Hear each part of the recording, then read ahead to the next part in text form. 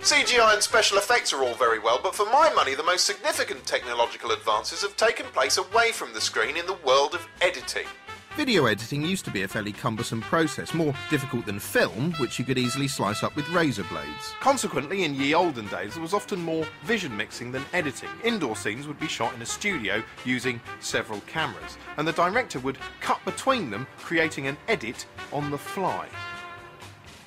Exterior scenes used to be shot on 16mm film because it was easier to edit. That's why a lot of old shows, especially comedies, had such a different feel whenever they cut to an outdoor location. That's an effect that will be familiar to anyone who remembers the peerless Fawlty Towers. True to subversive form, Monty Python even used it as the basis for a very clever sketch. Gentlemen, I have bad news. This room is surrounded by film. What? Things changed in the early 90s when hard disk editing arrived to excite this edition of Tomorrow's World. I can see all the shots here on this screen and they're instantly accessible. And over here on this one, this is where you build up your edited report. You can swap shots over or change them for other ones really easily. This was a bit like the leap from typewriters to word processors. Suddenly it was a piece of piss to chuck in one edit after another.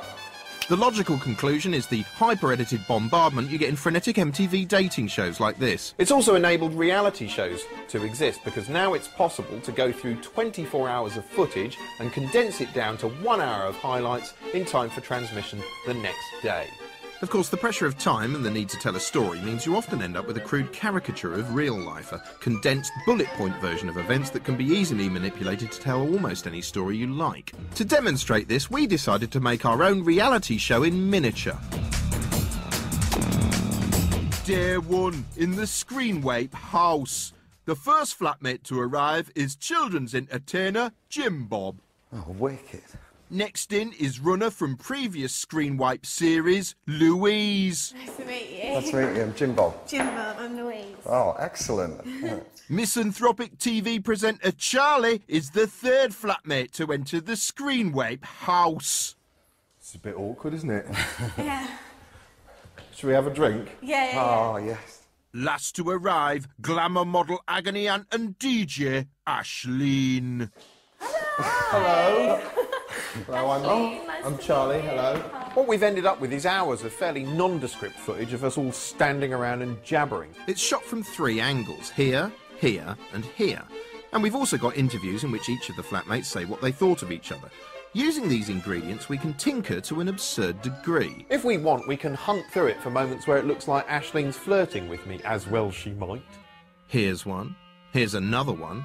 Oh, and here's another. Oh, she bloody wants me. Or we could just cherry-pick the moments where it looks like she's not that impressed at all.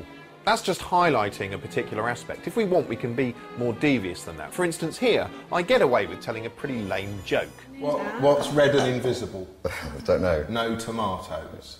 But if we want, we can join the start of that moment to another moment that actually happened later on, and suddenly I seem to die on my arse. What's red and invisible? I don't know. No tomatoes. We can also use one piece of footage to illustrate 2 completely different points. For instance, here's a shot of me talking and them listening. Doesn't tell you much, but if we run it in conjunction with a positive sounding soundbite, suddenly it takes on a different meaning. And he's quite attractive in a kind of weird, quirky way. He's very engaging. You know, he captures your attention. Quite like that. And if we change that soundbite, well, suddenly the meaning changes with it. God, where to start? He just goes on and on and on and on, and he just takes everything out of context and onto a whole different tangent, and it's just like, yabba, yabba, yabba. We can use these techniques to tell almost any story we want. We can make it look as though Ashleen's bored of me, or we can take 2 shots that happen sometime apart and combine them to make me look like a lecherous scumbag. Of course, that's all artifice. In reality, Ashleen and I have been married for 2 years and are very, very much in love. Ever and ever, forever and ever, you'll be the one that shines on me like the morning sun.